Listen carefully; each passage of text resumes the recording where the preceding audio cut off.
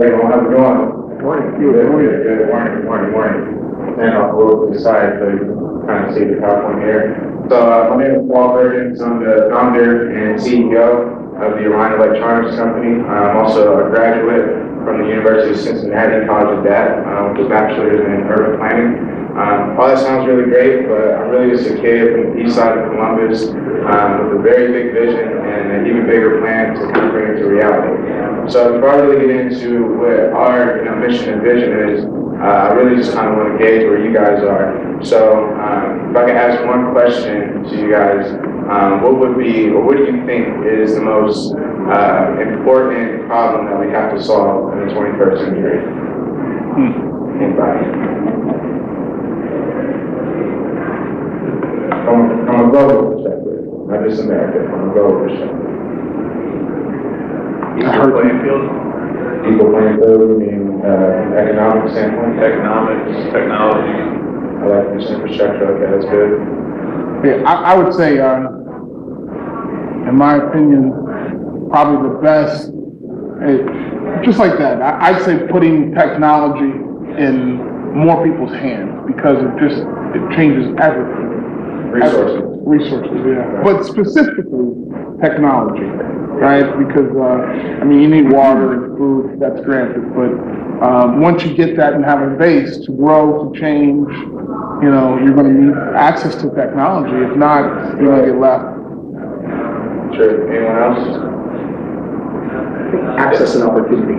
Access and opportunity. Yeah, I think that's really important. So we kind of touched on that. So for me as a professional urban planner, kind of my understanding that I think one of our most major problems that we have to deal with in the 21st century is the fact that we have over 5 billion people that want to live the way that we do here in the United States, and they're currently developing that how we developed 100 years ago, which is from a very unsustainable standpoint. We didn't know the impact that cars were going to have 100 years ago when we created them, or that airplanes were going to have, and all these products and services are great, and the consumerism and all that is great, but it's impacting our environment, so how great is it really?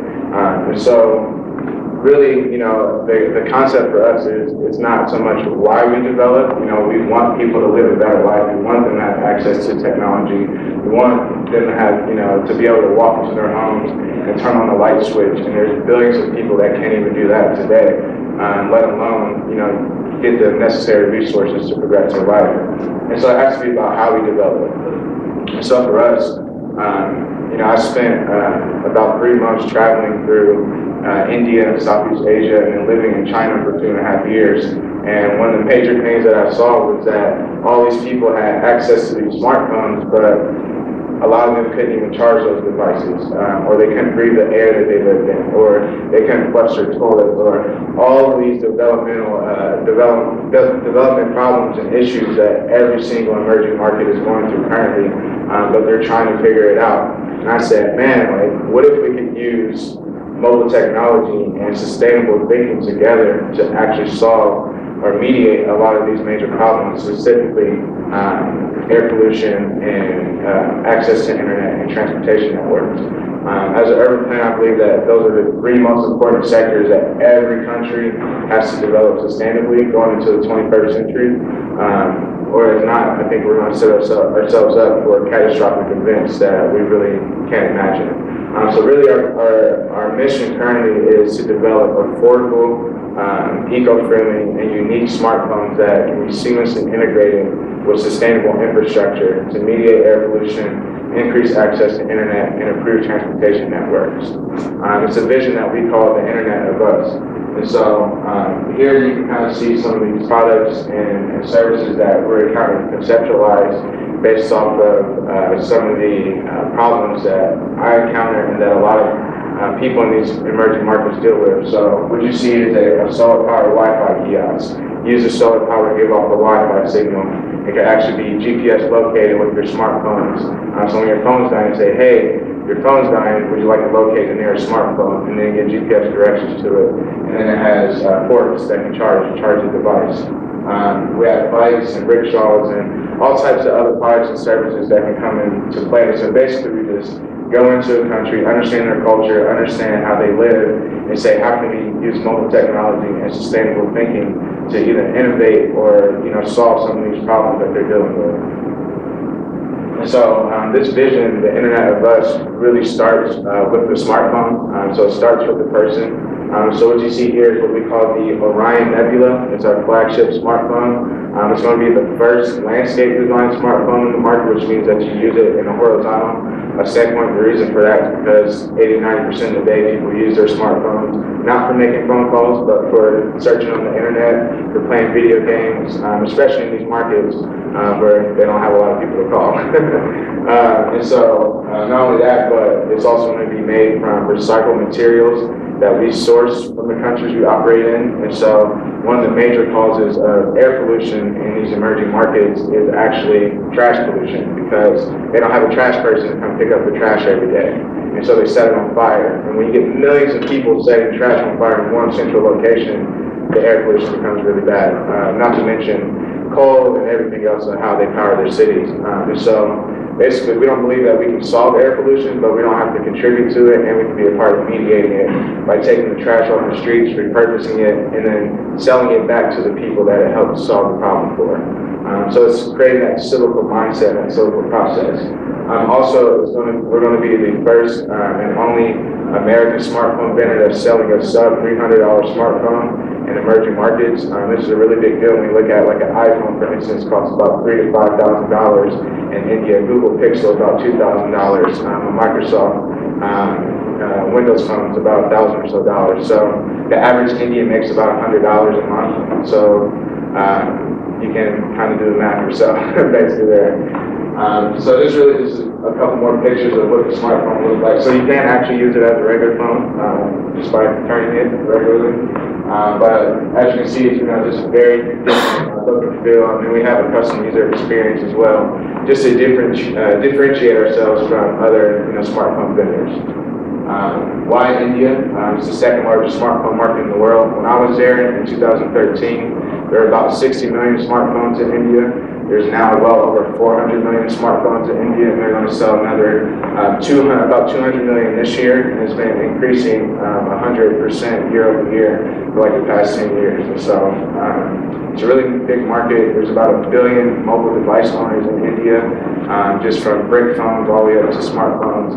And so a lot of those people are coming into their first disposable income because of globalization, and now they have the opportunity to buy something that they like, which is a smartphone. Because unlike us, they don't have a smart car, a smart TV, a smart watch, a smart tablet, all these other smart devices. They get to pick one thing. So a smartphone does all those things. So this just talks about how our products differ.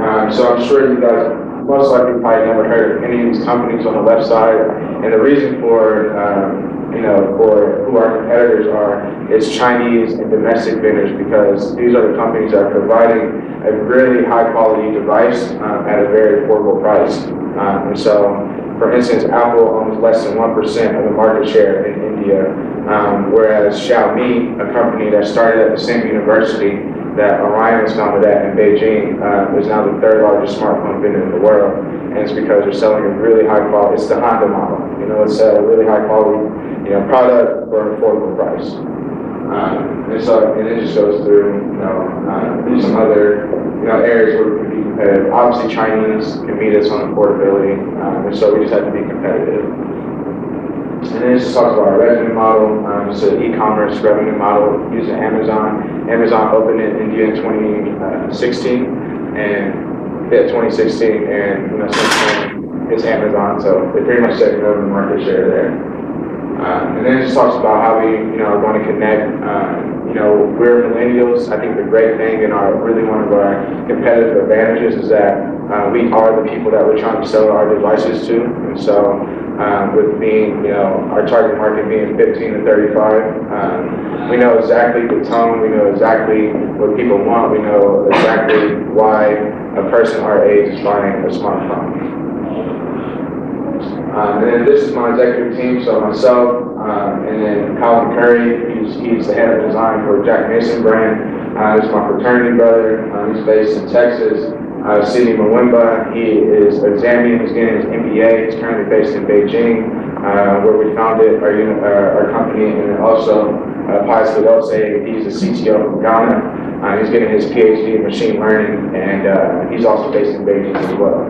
Together, those two have lived in Beijing for over combined 30 years.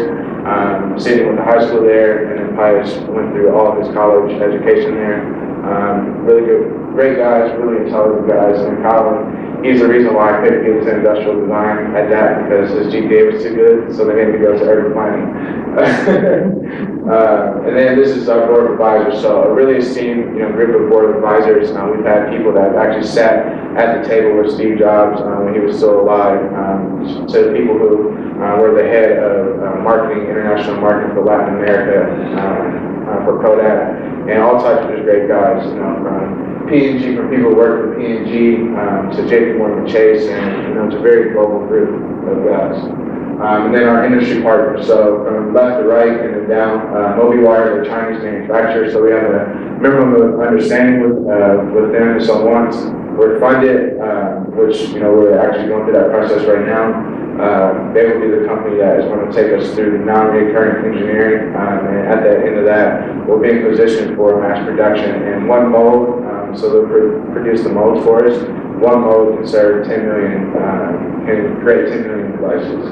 And then State Precision Machine, so mechanical engineer, we're actually about to get our 3D models in mechanical engineering within the next week, so we're really excited about that. And then Homer Burns, our tax attorneys, and then Ernst & Young just helped us with some financial advisory for our 5-year pro forma. If you look at our spreadsheet, you would know that I didn't do it, so. And that's really it. So, this is our slogan, Hold the Universe. It's kind of like our Just Do It, really empowering people to take control of their environment, take control of their universe. So, thank you.